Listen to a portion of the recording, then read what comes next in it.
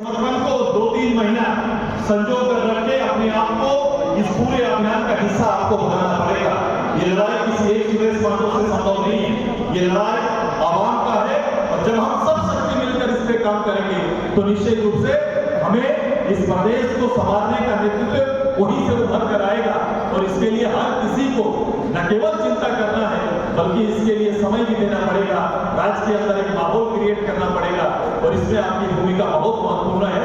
और मैं उम्मीद करता हूं कि जो लोग भी अभी तैयार हो रहे हैं, मैं कल अलग जगह था, परसों अलग जगह था, मैं रोज कहीं जा रहा हूं, मैं देख रहा हूं लोगों की भावना क्या है। सरकार ने जिस मुंह से अपने लोगों को छलने का काम किया, पहली बार ऐसा देखा। मैं रिपीट कर रहा हूं इन बातों को लगातार कि सरकार निराकरण के लिए होती है, समाधान के लिए होती है, लेकिन छल करने वाली सरकार पहली बार नहीं दिखाई दिया है। तो ये वर्तमान सरकार है जो अपने ही जनता के साथ छल करने का काम कर रही है। ये सरकार ने हर वो वादे को अपने डिजाइन पे वो लाकर खड़ा कर दिया है। मैं रोज देखता हूँ सरकार के, मैं इनको बताता हूँ, कहता हूँ कि भाई आपके कमिटमेंट है जिस पर भरोसा करके एक राजनीतिक दल, एक राजनीतिक नेता पर भरोसा करके लोग मतदान करते हैं, जनमत तैयार होता है।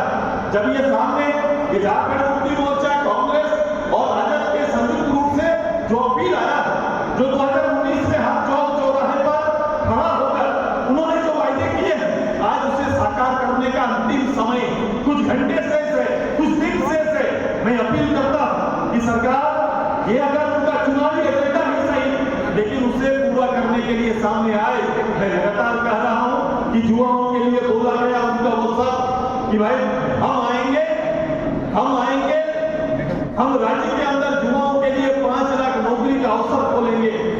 ये 5 साल बीत गए, 25 लाख नौकरी झारखंड का नौजवान खोज रहा है। झारखंड का नौजवान वो 2021 अंत में या 22 को, जिस वर्ष को आपने नियोजन वर्ष के रूप में घोषित किया था, ये मैंने नहीं किया था मुख्यमंत्री जी, ये आपने प्रदेश के लोगों को ये विश्वास दिलाया कि मेरा नियोजन वर्ष होगा। नियोजन वर्ष में 2019-20 का आंकड़ा अगर समाहित ना भी होता तो कम से कम 22-5 लाख लोगों का नियोजन अगर हो जाता तो एक विश्वास पैदा होता। लेकिन आपने नियोजन वर्ष को 0 में आउट करा दिया। और आपने जो पद की गरिमा है, जो कहकर मुख्यमंत्री बोल रहे हैं, एक सरकार बोल रहा है, ये जो एक गरिमा है, उस गरिमा को गिराने का काम आपने किया। और ये काम एक अवसर पर नहीं, लगातार आपने किया है। आपने यहाँ की महिलाओं को, कामकाजी लोगों को, गरीब परिवार को आपने आश्वस्त किया था कि मैं आऊंगा, मेरी सरकार बैठेगी तो चूल्हा खर्चा 2,000 रुपया महीना देने का काम करेंगे। आप भी ये कहा था कि हम आएंगे, मेरी सरकार आएगी तो 72,000 रुपया हम सुनिश्चित करेंगे। मैंने कल परसों अखबार में देखा कि बोला 8 तारीख निर्मल मातो सादत दिवस, उनके मंच पर चढ़कर बोलते 1 लाख देंगे। मैं मुख्यमंत्री जी से आग्रह करता हूँ कि सबसे पहले महीना 2,000 और साल का 72,000 रुपया पहले लोगों के घर में भिजवाइए, उसके बाद अगला कोई घोषणा करिएगा। तब आज जाके आपके कोई ये कुछ नहीं है, ये पूरा ऐसा कोई वातावरण नहीं है कहीं पर जिस पर कहीं भी तनिक भी विश्वास किया जाए। लोगों ने रोजगार मांगा है, लोगों ने अपनी सुख सुविधा की बात की है, राज्य के डेवलपमेंट का मैं कभी कहता हूँ कि भाई राज्य के अंदर पढ़ाई की क्या व्यवस्था है, क्या रोड मैप है आपका, राज्य के अंदर इतनी बड़ी तादाद में गांव में पढ़ने वाले बच्चों का क्या प्लान है, वो अपनी पढ़ाई गुणवत्तापूर्वक कैसे कर पाएंगे। जिस प्रदेश में 2.25 लाख शिक्षक का पद खाली होगा, 2.25 लाख शिक्षक का पद खाली होगा, और कैसे उम्मीद करेंगे इस प्रदेश के अंदर में प्राथमिक विद्यालय, मध्य विद्यालय या हाई स्कूल में एक गुणवत्तापूर्वक शिक्षक अगर खाली पद रहेगा, शिक्षक नहीं रहेंगे तो आप कैसी पढ़ाई, कैसा भविष्य दिखाएंगे। मैं इसीलिए लगातार कहता हूं कि सरकार ने आज और कल दोनों को, इस प्रदेश का आज और आने वाला कल को भी ये बर्बाद करने पर तुली हुई ये सरकार है।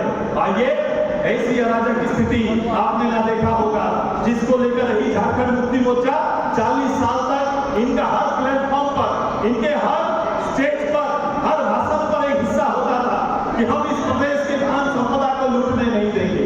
हर समय गुरु जी के नेतृत्व में पूरा झारखंड मुक्ति मोर्चा इसी बात को चर्चा करते थे कि हमारी सरकार आएगी, लूटने नहीं देंगे।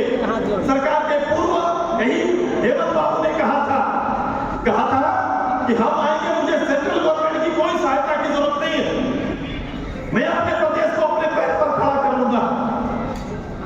धीरज, घड़ियाली आंसू क्यों बहाते हैं? क्यों कहते हैं सेंट्रल ने हमें कुछ दिया नहीं, इतना बकाया, वो बकाया, ये बकाया, तो क्या करते हैं? मैंने ये फेडरल सिस्टम है, फेडरल सिस्टम में राज्य सरकार, केंद्र सरकार सामूहिक रूप से जवाबदेह होती है और एक दूसरे का सम्मान करते हुए अपनी जिम्मेदारी को अदा करना था। आप बता दीजिए इस प्रदेश के अंदर में जिन विषयों को लेकर ये चिंता धनबाद में, जिन विषयों को लेकर ये चिंता हजारीबाग में, जिन विषयों को लेकर ये चिंता दुमका या रांची में दिखाते हैं, कभी भी आपने देखा होगा 5 साल के अंदर राज्य के किसी विषय को लेकर, राज्य के किसी बुनियादी विषय को लेकर उस मंत्रालय में जाकर प्रधानमंत्री, गृह मंत्री या अन्य किसी के सामने जाकर कोई विषय को रखने का काम करते हुए इस राज्य के कभी मुखिया को या इस राज्य के किसी मंत्री को आपने नहीं देखा होगा, कभी नहीं देखा होगा, कभी पहल नहीं करते, कभी जाते नहीं, कभी वार्तालाप नहीं होता है। ये केवल ढोंगी रूप से हम मतदाताओं के बीच में आकर घड़ियाली आंसू बहाने का काम करते हैं।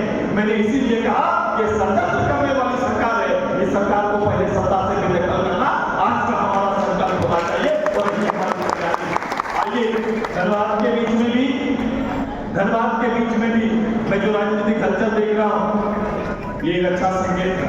ग्रामीण परिवेश में जो बातें चल रही है, एक अच्छा संकेत है, लेकिन आपको सचेत